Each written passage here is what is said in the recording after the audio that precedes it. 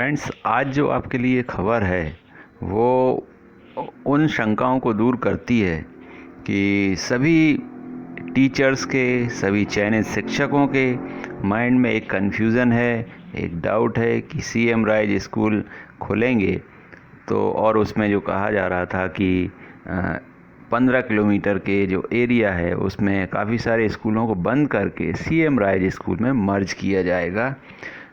तो इससे रिलेटेड आज कल एक मीटिंग हुई थी सरकार, और उसमें कई शिक्षाविद भी शामिल थे। तो उनके बीच में एक मीटिंग हुई थी, तो मीटिंग में क्या निकला वो हम आज देख लेते हैं।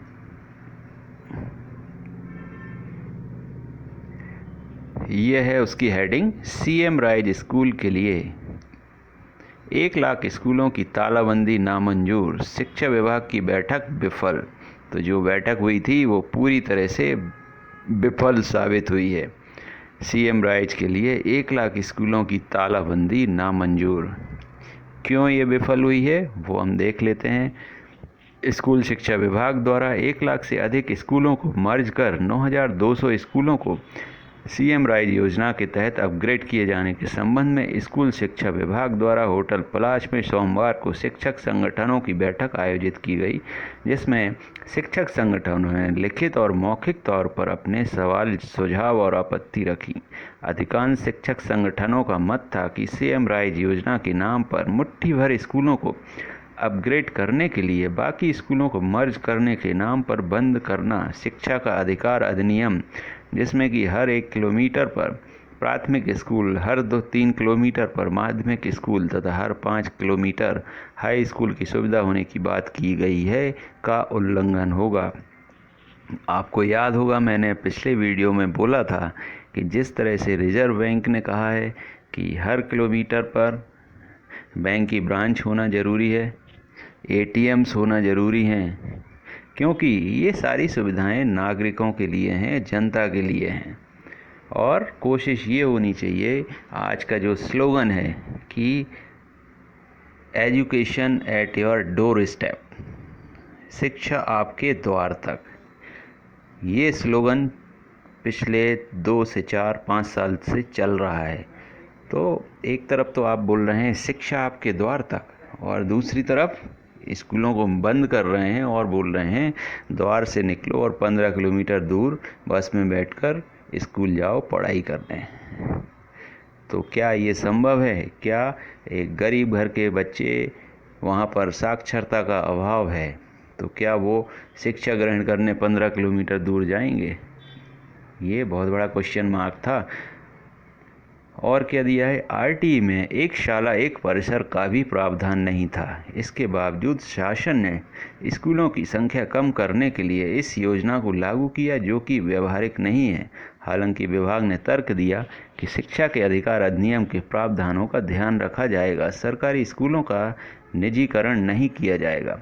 संगठनों ने तर्क दिया कि शासन यदि वास्तव में सरकारी स्कूलों की कम होती संख्या और शिक्षा की गुणवत्ता को लेकर चिंतित है, तो प्रदेश भर में हर गली कूचे में नियम विरुद्ध मान्यता देकर खोले गए प्राइवेट स्कूलों को बंद करें, गलत तरीके से मान्यता देने वालों पर कार्रवाई करें। बिल्कुल सही बात कही है विद्वानों ने कि अगर आप वाकई में शिक्षा में सुधार चाहते हैं, गुणवत्ता में सुधार चाहते हैं, तो उन प्राइवेट स्कूलों को बंद करें जो कुकुरमुत्तों की तरह गली कूचे में खुल गए हैं।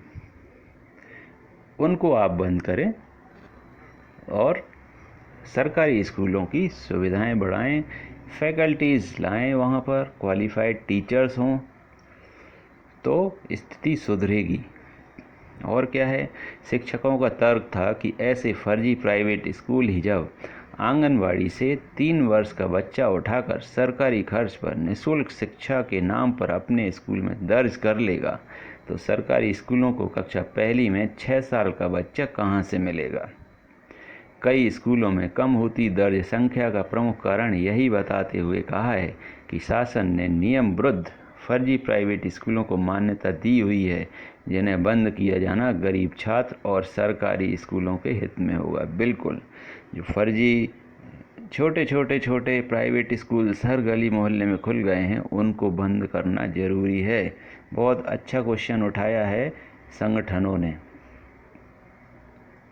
विभाग को चाहिए कि प्रत्येक सरकारी स्कूलों में नर्सरी शुरू करे।